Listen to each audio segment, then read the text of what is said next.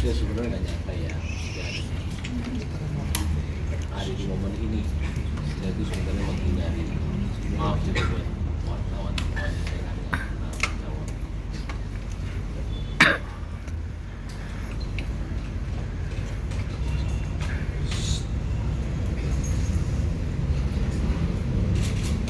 Sebenarnya posisi saya itu sulit.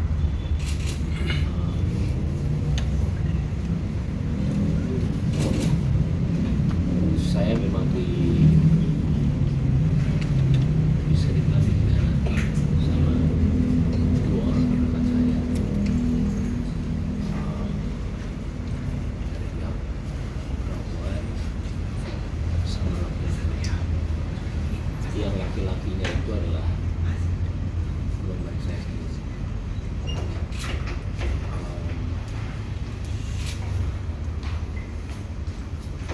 Sebenarnya pas kejadian itu hari pertama saya itu sudah memaafkan aku di pakai caranya saya. Dan saya nggak nyangkanya ketika saya mengetahui ada telepon laki-laki itu diganti sama pihak wanita dengan nama ya kalian semua juga laki-laki ya. Ketika di posisi itu berat sekali untuk memaafkan, karena maaf saya tidak tahu mereka itu ngapain.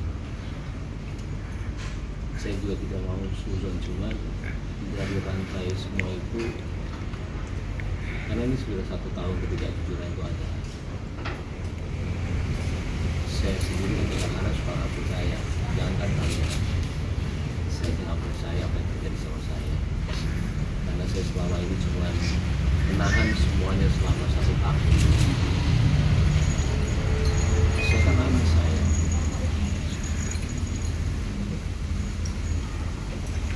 saya kalau udah bicara anak terserah. Apapun yang kalian mau bicara mengenai saya nggak ada masalah sama sekali. Saya tahan semuanya selama berita itu ada ya. Mau saya dibilang pergi, mau saya dibilang beda-beda dia sama orang lain. Mau apapun itu saya nggak apa-apa. Saya cuma mikirin anak saya doang. Saya nggak mau mereka itu tahu masalah ini.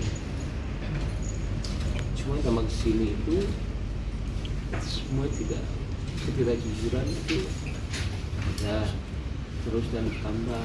Saya kayak ya ini sendiri ya, maksudnya nggak percaya. Saya cuma menyelesaikan siapa yang lain. Nggak bisa. Kalaupun saya maaf ya, kalaupun saya bicara yang mencari panggung, itu adalah momen saya ketika kejadian itu ada. Saya kasih tahu kalian semua.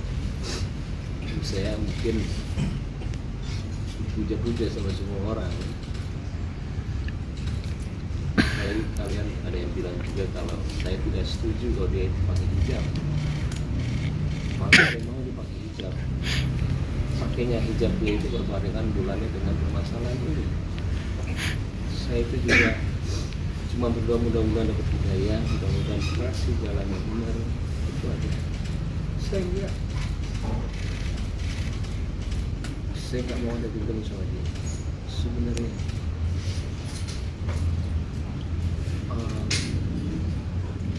Apalagi dibilang, saya jujur selama hidup saya itu baru dibilang pelit sama 1 orang, istri saya sendiri. Saya juga bingung, saya nggak pernah dibilang pelit sama orang seumur hidup saya. Kalau saya pelit, bagaimana mungkin saya menasihati keluarga dia? Aku nggak ngibari saya. Ada sehingga kita kerjakan di sini. Ada yang satu lagi juga saya menyiasati untuk buat YouTube tanpa saya mengambil uang sama sekali. Bukan saya lebih kayak memberikan lebih orang tuanya pun tiap bulan saya kasih melebihi dengan orang tua saya. Kalau kalian mau tahu semua di sini, uang saya itu masuk perusahaan. Tapi uangnya Paula itu ya dia. Saya nggak ambil 1 rupiah pun uangnya. Saya digaji dari perusahaan, Paula juga tanpa saya kasih tahu kalian jumlahnya berapa. Itu tidak sedikit. Jadi hasil kerja saya itu masuk perusahaan Paula.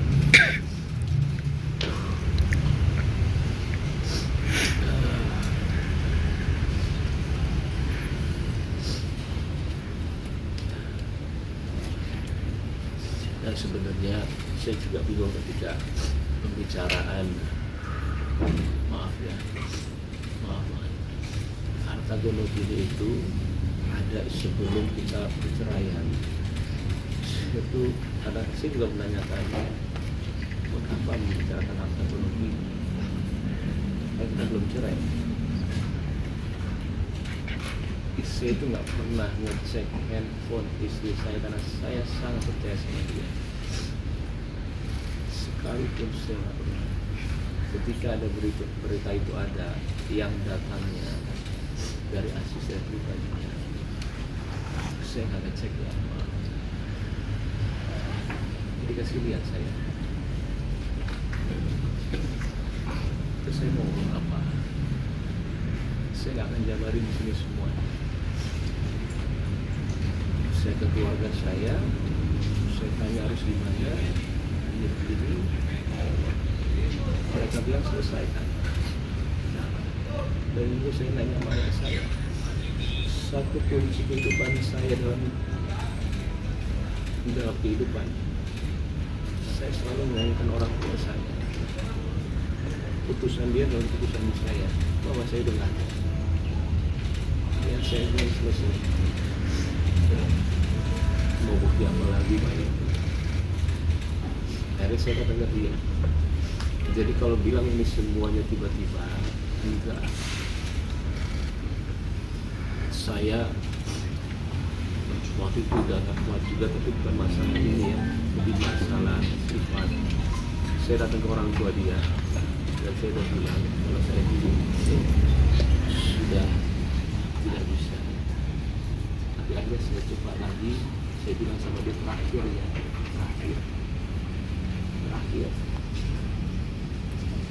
Ya setelah terakhir itu tiba-tiba ya kayak begini. Sekali lagi, mungkin saya tidak akan sering untuk ngobrol gini sama kalian ke depan. Maaf, saya sengaja sekarang begini supaya clear aja. Saya juga saatnya kali ya, bukan membersihkan nama saya. Misalnya saya nggak tahu itu keputusan yang benar atau enggak, karena saya harus bilang kalau memang ada ketidakjujuran itu. Cuma saya minta maaf sama wartawan, saya juga tahu pekerjaan kalian. Tapi saya nggak mau dibaca. Saya kasihan sama anak saya.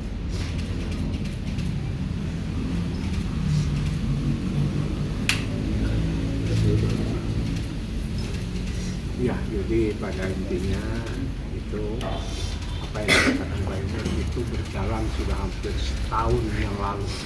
Jadi tepatnya November 2023 itu awal dan sudah dikembalikan, disampaikan, dibicarakan dan sebagainya. Materinya tidak perlu saya sampaikan, yang penting bahwa di sini ada problem yang luar biasa sehingga seorang suami mengambil sikap mengajukan permohonan cerai tarik di pengadilan agama. Saya pikir intisarinya seperti itu. Permohonannya ada 26 item alasan-alasan yang disampaikan oleh Muhammad Ibrahim alias Mbak Iwo, seperti itu ya rekan-rekan. Ya paling itu aja ya. Saya mungkin tidak mau pertanyaan, maaf banget, karena akan kemana-mana lagi nantinya.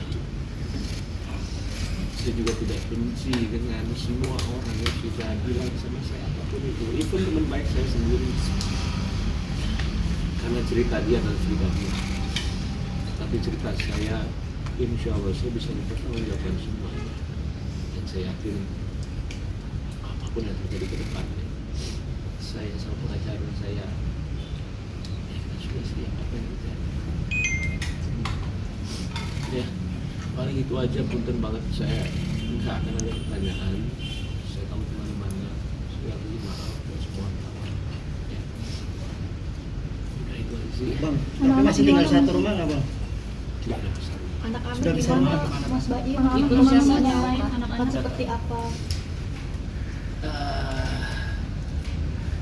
Sebenarnya kalau tinggal lihat anak-anaknya sih, saya tuh orangnya tidak pernah berpura-pura dalam apapun ya. Nggak pernah sama sekali. Jadi tinggal lihat anaknya aja.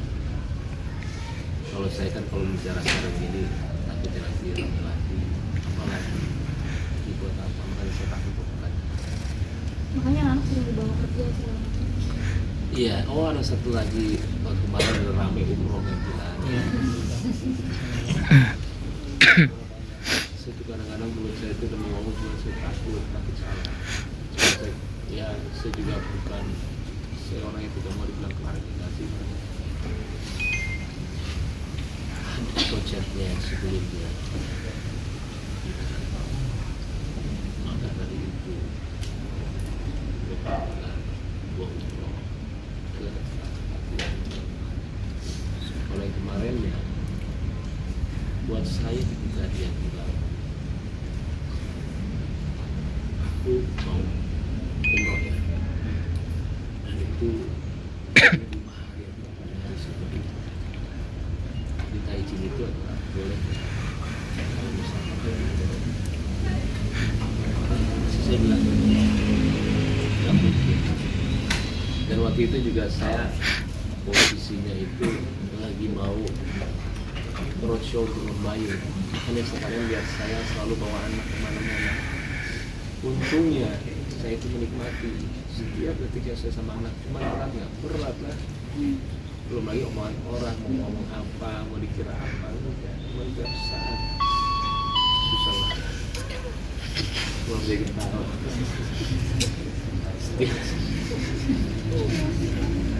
Ya luar. Setiap saat saya selalu mikirin anak. Jadi buat saya berat atau tidak berat, saya harus ke kota-kota manapun itu bawa anak. Jadi kalau misalkan dibilang, ini kita tahu nggak, buat saya itu buat kemarin, yang buat sebelum itu memang. Kalau kemarin saya bilang, kata itu sih. Berarti Mas Bayu dengan Asa Kayak pengacara saya. gimana bang untuk hak asuh? Kalau permohonan hak asuh kita udah ajukan, itu merupakan salah satu petitum permohonan yang kita sampaikan di dalam permohonan kami. Alasannya ada 26 item persoalan yang kami sampaikan secara mendetail, dan permohonannya adalah juga terkait dengan hadonah anak yang di bawah umur, dengan persoalan-persoalan yang kita sampaikan. Ini bukan hal yang mudah diambil keputusan, cukup berat, tapi ini yang terbaik dan harus dilakukan di saat sekian tahun harus mengalami penderitaan yang luar biasa. Tidak gampang seseorang laki-laki mengalami keadaan seperti ini. 1 tahun bukan waktu yang cepat, lama sekali dia harus menderita. Tidak sanggup, akhirnya pengadilan diserahkan persoalan ini ke pengadilan, seperti itu. Tapi sikap Paula sendiri di saat digugat cerai sama kamu gimana? Anda tanya ke Paula. Mungkin ngobrol gitu sama Bang Bahmi, perselingkuhannya sejauh mana? Terus ada melanggar hukum pernikahan nggak sih bang? Itu otomatis Anda bisa tanya ke Humas. Yang jelas 26 item itu adalah hal-hal yang luar biasa, bahkan dengan ayat-ayat pun kita sampaikan. Jadi seorang wanita itu bagaimana perilakunya terhadap seorang istri, terhadap semuanya. Dalil-dalilnya juga bukan hanya KUH, bukan hanya undang-undang perkawinan, termasuk kompilasi hukum Islam, termasuk ada beberapa hadis kita sampaikan. Bagaimana sikap seorang istri terhadap suaminya. Itu semuanya secara mendetail kita sampaikan detik kami sampaikan, kejadian tahun ini dan tahun-tahun kita sampaikan. Seperti itu. Ini hal yang berat. Mas Baim, Ini yang harus kita- Mas Baim, mungkin ada kaitannya dengan postingan Kak Baim yang dulu di Juni lalu terkait jangan ganggu istri orang, itu ada kaitannya dengan hal ini Kak Baim? Jujur, Iya, jujur dong. Jujur lebih baik mas. saya yang tahu masalahnya dan keluarga yang tahu masalahnya. Kadang-kadang suka sakit hati melihat postingannya. Saya kaget tuh kok begini ya. Hari kita mungkin ada rasa kayak tapi lama-lama sekali 2 kali posting saya takutnya jadi seperti itu. Saya mute semuanya dan saya ya bingung juga saya. Jadi setelah kejadian itu saya nggak pernah lihat postingan dia semuanya, yang buat saya tenang. Takutnya saya ada dendam karena yang tahu kejadian sebenarnya kan bukan saya. Saya tidak bilang dia apa cuma ya saya berarti aja. Ada Kak permohonan Baim maaf mungkin dari teman-teman Iya. Kak Baim, teman Ada dekatnya permohonan Kak maaf Baim dari itu laki-laki ini dari nggak mas? Atau sama dari Paula juga? dari artis atau pengusaha atau apa Kak? Ada permohonan maaf nggak dari mereka? Laki-laki itu nggak pernah ada di sini lagi setelah itu. Pembelaannya apa Bang Paula ketika ketahuan? Tanya Paula. Kalau dari laki-laki Nggak membahas. ada pembelaannya atau Ada permohonan maaf nggak? Tanya Paula, tanya siapa dia, tanya yang bersangkutan.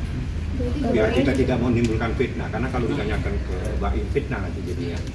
Jangan. Jadi biar dia menjawab apa yang dia tahu, apa yang dialami, bagaimana seorang suami, seorang laki-laki 1 tahun menderita diem saja tanpa melakukan perlawanan apa-apa. Dan ini begitu melakukan perlawanan pengadilan yang diajukan, langsung diajukan ke pengadilan. Inilah Muhammad Ibrahim alias Baim. berapa kesempatan yang Iya Bang, berapa kesempatan? Kak Baim seperti apa nanti bakal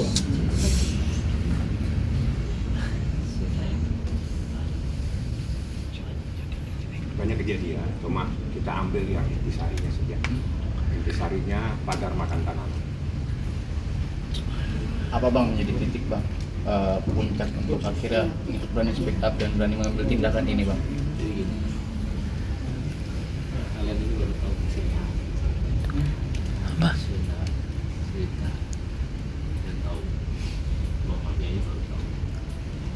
Keluarga saya udah tahu semua, orang-orang sini udah tahu semua. Susah udah tahu semua.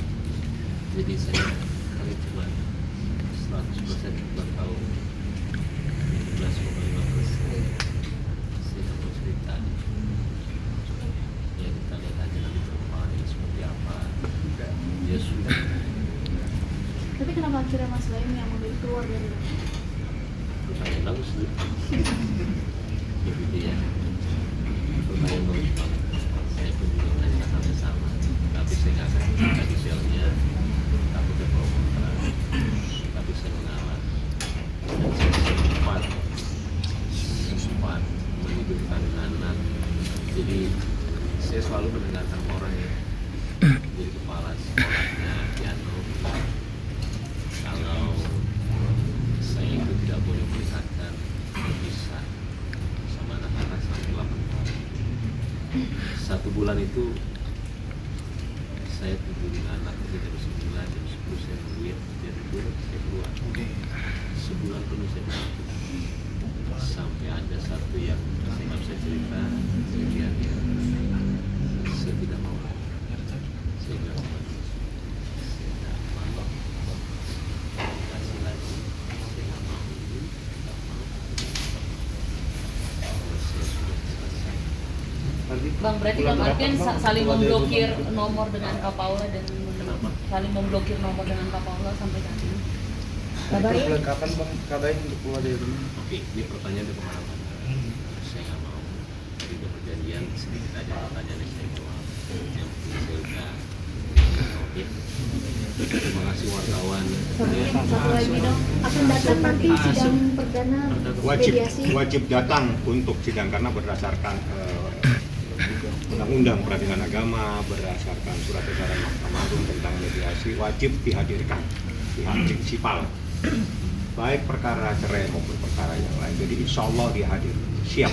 Itu kan berarti anak ya bang. Ibrahim akhirnya mempersiapkan diri, ini kan mimpi buruk ya, harus datang ke pengadilan yang tidak pernah diinginkan. Gimana? Saya maaf ya, saya sekarang itu sebenarnya sudah siap apapun itu yang terjadi, sudah apapun itu. Jadi saya percaya. Yuk. Terima kasih Pak. Terima kasih banyak Mas Baim. Paginya terus.